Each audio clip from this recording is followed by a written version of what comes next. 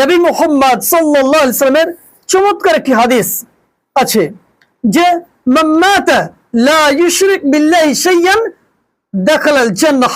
যে ব্যক্তি এমন অবস্থায় মারা গেল যার জীবনে শিরক নেই, যে জীবনে শিরক করেনি, শিরক মুক্ত জীবনকে অতিবাহিত করেছে, এবং সেই মুহূর্তে সে যদি মারা যায় সে কোথায় যাবে? জান্নাতে যাবে। এ কথা কে বললেন? নবী মুহাম্মদ সাল্লাল্লাহু আলাইহি সাল্লাম স্বয়ং বলছেন। কি বলছেন? যে মান মাতা লা ইউশরিক বিল্লাহি শাইয়ান দাখালাল জান্নাহ। যে ব্যক্তি এমন অবস্থায় মারা গেল যে অবস্থায় তার জীবনে শিরক নেই, আল্লাহ রাব্বুল ইজ্জতের সঙ্গে কারোর তুলনা নেই, তার কম্পেয়ার নেই, সে যদি ওই অবস্থায় মারা যায় তাহলে সে ব্যক্তি জান্নাতে প্রবেশ করবে, জান্নাতে যাবে। ঠিক সেই মতো সেই হাদিসের দ্বিতীয় পেজে নবী মুহাম্মদ সাল্লাল্লাহু আলাইহি ওয়াসাল্লাম বলেন মান মাতা ইউশরিক বিল্লাহি শাইয়ান দাখালান নার।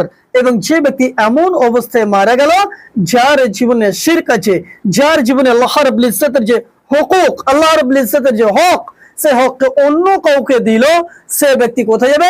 জাহান্নামে যাবে।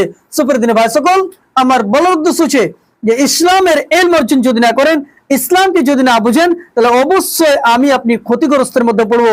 ইলম হচ্ছে বিশাল বড় একটা সমুদ্র, একটা নিয়ামত। আপনি যতটা অর্জন করবেন ততটা আপনার দিলের মধ্যে শান্তি আসবে, আপনি তৃপ্তি পাবেন, আপনার জীবনে আপনার রুহানি যে জগতে আপনি শান্তি পাবেন। সুপ্রিয় ভাই সকল, আমার বলার উদ্দেশ্য হচ্ছে যে দেখেন